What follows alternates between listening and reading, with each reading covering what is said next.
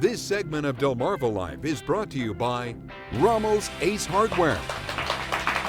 Well, you know, having a nice, vibrant lawn would make any homeowner proud, but it's not something that always happens naturally. You have to work at it. Gotta work at it, especially here on Delmarva, where we have many different types of soil and grasses. So, what should you be using to help your grass grow? Well, Brian Spiros spoke with the folks from Rommel's Ace Hardware to find out which of their products will help fit your needs and give you the best results that you're looking for. When it comes to growing or enhancing grass in your yard, there's a few things to keep in mind. First thing to recognize, obviously, is that fact is there's many different types of yards, many different types of soils. Once you find out where your base is, then we can give you the right prescriptions, so to speak, for your lawn.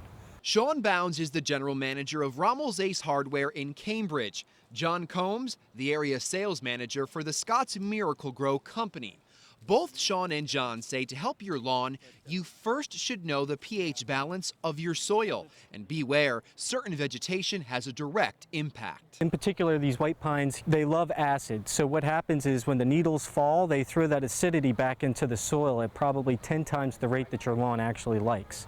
That's why if you have a lot of acidic plants in your yard, you have a lot of bare spots and thin areas. This test kit tells you right away where your soil stands. Take your meter, dip it in the soil, put it right into the container, and it instantly shows you the pH of your soil. An ideal pH reading for any soil is in the middle, right around 7. If it's higher than that and on the acidic side, Sean says you should be putting down lime. Once you have that regulated, you can move forward. So let's say you want to plant grass. First, you need to make sure your yard gets at least 6 hours of sunlight. This is extremely important. Plants are living things just like you and I. They need food. Sunlight is their food. If they don't have it, it's not going to grow. If you have direct sun in your yard or soil that's very sandy, Sean says you should be looking for 2 types of grass seeds, either a tall fescue or a heat-tolerant blue. Your heat-tolerant blue actually has rhizomes that come up, and the grass seed itself spreads into other areas, so it can help really take over an area and really help grow the grass. If you have a lot of shade in your yard, that will be a little different. With that, you're going to be looking into your heat-tolerant blue or your dense shade mixes. And when you put your seed down, make sure it makes contact with the soil. Once you place the seed down, I recommend rolling it with a lawn roller so you get that contact of the seed into the soil.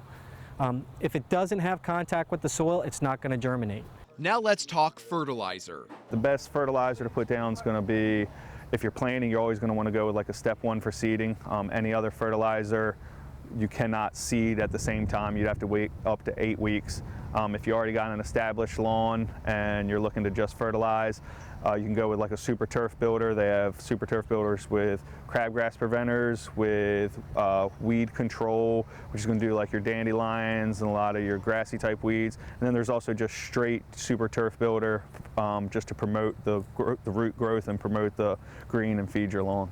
Scott's has a 4-step fertilizer.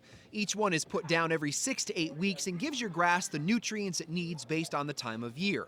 And if your lawn is already in great shape, but you want it to look even better, there's ways to do that. The Super Turf Builder line, the straight lawn food, is probably the best thing for that.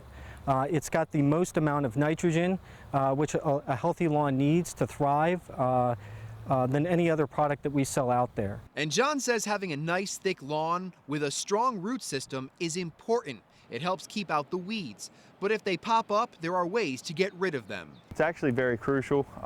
You want to use like a Weed Be Gone weed killer in your yard. If you use, say, a Roundup or something, that kills weeds, but that also kills grasses. When it comes to all these applications, John recommends the following. Put down weed killer if there's active growth and when the ground is wet. With seeding and fertilizing, the grass can be dry. John and Sean also add there's no harm to your family or pets. All Scott's products, any of your fertilizers, any of your grass seeds, your Weed Be Gone sprays, stuff like that, as soon as it's been applied, it's perfectly pet safe, perfectly children safe to be out in the yard. Because after all, if you have a nice looking yard, you're going to want to be outside to enjoy it. Now, if there are some areas in your yard where you're looking to grow grass, there is another option. Rommel's Ace Hardware has what's called Easy Seed. It allows you to basically grow grass anywhere.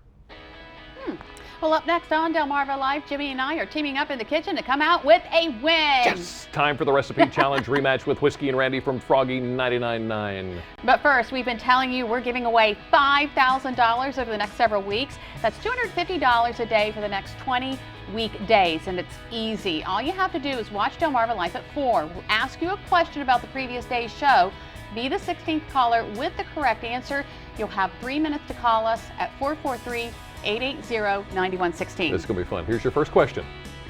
Salisbury State Farm agent Tom Prensa, you see him here, appeared on Delmarva Life yesterday talking with us about ways that we can save on gas. Did he say our windows do or do not negatively impact our fuel economy? Call right now, looking for your answer, 443-880-9116, and good luck. And right now, here's a look at what's coming up in the news on First at 5 on Fox 21 and later on WBOC News at 6.